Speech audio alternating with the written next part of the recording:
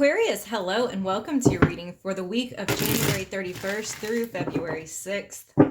If you really like somebody who has no filter, who just tells you straight up what it is, good, bad, or other, you landed in the right spot, babe. All right, there is a extended love reading available in the description box below if you want to check that out. Let's go ahead and jump into your reading.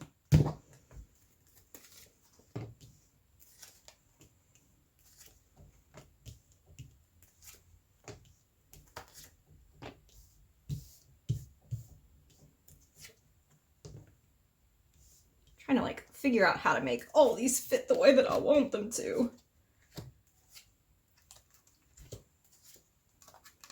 Okay.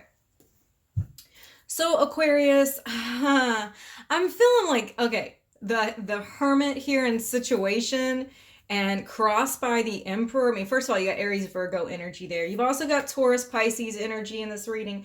But I'm just going to say, if you have been feeling really lonely lately, if you have been feeling like there is, I don't know, nobody or a very close circle of people around you, but not a lot of people, and you just really get that down kind of feeling from that, realizing that it has to do with your boundaries, okay? So you may be waiting for the right people to come in or the right person to come in, because you are establishing boundaries. You're not letting people walk all over you. You're trying to do things in a different, better way, okay? There's nothing wrong with that inherently, okay?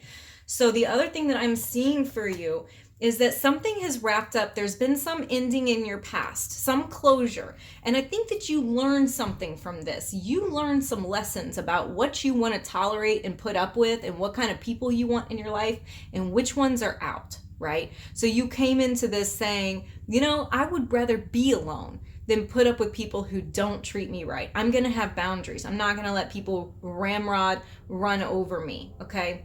Because really, truly, this is showing your strength. We have Leo energy here too. This is showing your strength. This is showing you getting better, learning, you expanding, you coming up, you having your own self-worth really firmly set. At the base of the reading, the Nine of Cups. So I'm seeing this as what you might not realize is manifesting out of this in your life. And this is your wish card right here, the Nine of Cups. This is saying your desires, the things that you really want, that you really desire, that is coming into your life. That's in the works from the universe, okay? But I know that it might not seem like that at first, but hear me out. And the reason I say it might not seem like that at first is because we have immediate future and we have outcome. Remember, those are different. This is coming quicker. This is what you experience sooner. It's a lighter, outcome light version. So I'm seeing with the Seven of Swords, some type of energy, some person who is not to be trusted. You are either dealing with now, you probably already know this person, but there's something that is going on or about to happen that you really should not trust. This is like the Thief card, somebody who steals something or betrays you or lies to you in some way. So you do have this coming. However, I believe from what I have seen from all of these cards, that this is kind of like an aftershock, right? You've already been through the earthquake and you've come out of it and you're better for it. But it's like a last little test. It's a last little universe being a pain in the ass. You do have that to deal with. So we'll talk about this more in a minute. But internally, I see a lot of opportunities that you are becoming aware of, a lot of personal growth, a lot of excitement building up inside of you because something big is coming. And I think that you are feeling that right now. Externally, we have the Six of Cups. So I think that you're probably dealing with some people from your past. You may have old friends or old lovers or old acquaintances popping back up to, in good ways or bad ways. We'll talk about this one more in a minute too, but you're dealing with some people from your past coming up. And we have in this position, this is the position in the Celtic cross of your hopes and fears. And this is a card that inherently means fear. The Moon card here is in this position, I believe, because you do have a worry, a fear, a concern of being lied to. But this is not misplaced because we see it here. So I think that you want to be able to see things fully. You want to be able to just bring everything out in the light so that there's no more unknown. You know exactly what's coming and you know how to deal with it. Unfortunately, like I said, there's this last little bump in the road you kind of have to go through in this period of time. In the outcome position, though, I love this, the Hierophant. The Hierophant is about promises and commitments. So I see some new commitment, new promise, possibly even marriage coming into your future, or recommitting yourself to something that you previously said yes to. All right. So I do want to clarify a few of these cards. I'm going to put the other ones up so we can focus on the ones we are clarifying. We're going to clarify the Seven of Swords and the Moon. They kind of fit together here, I believe. We're going to clarify the Six of Cups, and we're going to clarify the Hierophant in the outcome position.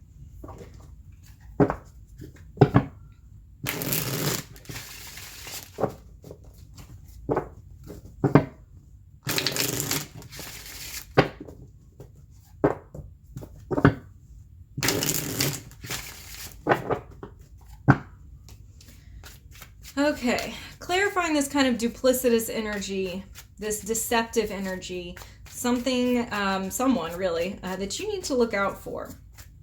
Let's look at this.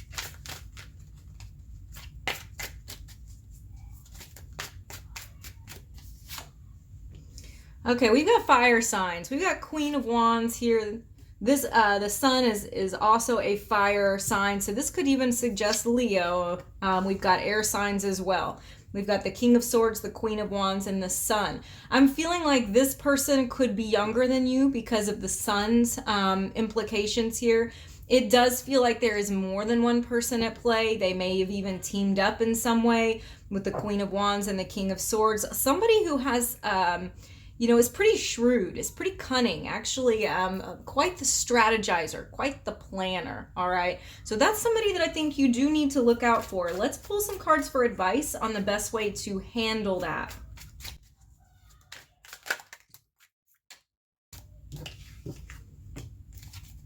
Okay, so we have the Hangman and we have the Three of Cups. This is actually, I think, really good advice.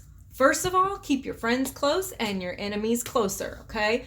You do not give this person anything about you that they can use, obviously, but you need to kind of keep an eye on the situation and just keep sort of playing it cool. Keep playing it like, everything is fine.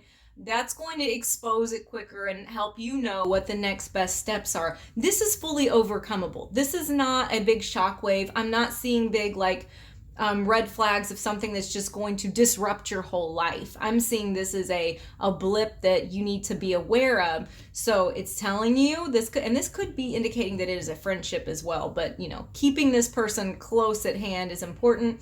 Also, the Hanged Man. It's telling you to see somebody in a different perspective, way you haven't looked at them before. It's hard to do that when we see somebody a particular way and we want to see the good in them. We want to see the positive. But this is telling you, look, you might have to look at a friend or an acquaintance in a way that you haven't seen them before. And that's going to help sort of expose what's going on. Again, nothing insurmountable, nothing horribly frightening, just something that you need to be aware of. Okay, we have the Six of Cups. So we do see in external circumstances some people from your past that might be re-entering your life right now or bringing up old times, old memories. Let's clarify that.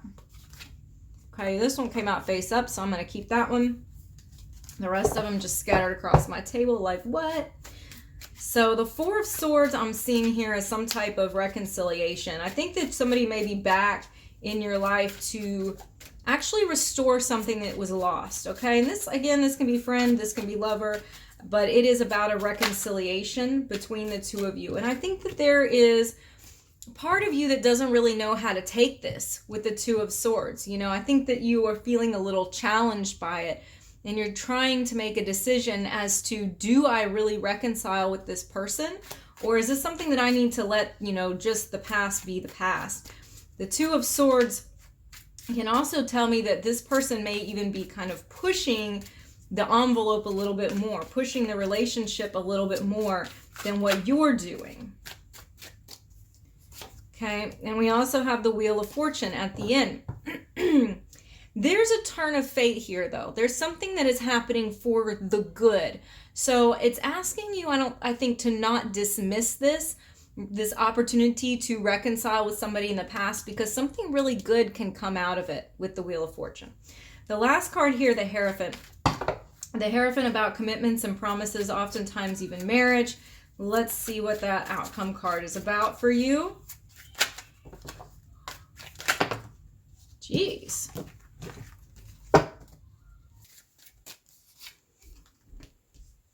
Okay, we have the Eight of Cups, the Magician, and the Knight of Cups. What an interesting little combination here. So the Eight of Cups is when you walk away from something because it doesn't serve you, something that you had to leave behind in the past. But it's signifying that now is the time, or maybe you were left. That might have been it too. Maybe you were left. I see manifestation here, and I see manifesting a romantic partner. So I'm seeing that your outcome is actually something that you've manifested from your past. And this is very interesting, considering that we're seeing you either dealing with now or soon dealing with a reconciliation from somebody from the past. But I'm seeing that you now are getting a commitment, because we had commitment in your outcome. So look at that. That is a very interesting progression. Somebody romantic coming back in your life. And this time, there's some promises that are made, okay, and kept. All right, let's go ahead and pull a Moonology card for advice for you before we close out. I really appreciate you being here. If you want to hit subscribe and see my readings every week, I would love that. I would love you to come hang out with me every week. I'm so weird. I'm sorry. Can't help myself. Just a goober. All right. A new romantic cycle begins. Woo, woo, woo. Well, what do you know? We see it. We already saw it. Thank you very much. The Wheel of Fortune, a new romantic cycle is beginning for you. And it is obviously we saw endings before with that closure card of the World. So now we're seeing, yes, here's a new cycle. That means it may be a new person, but it's possible that it's somebody from your past. But we're talking about a new romantic cycle. So whatever it is, you focus on that keyword new, okay? Even if it's the same person, it's not the same shit that you've dealt with before. And if it's a totally new person, again, not going to be dealing with a lot of the things that you've had to put up with in love in the past. So thank you very much, Aquarius, for watching. I'll see you again next week.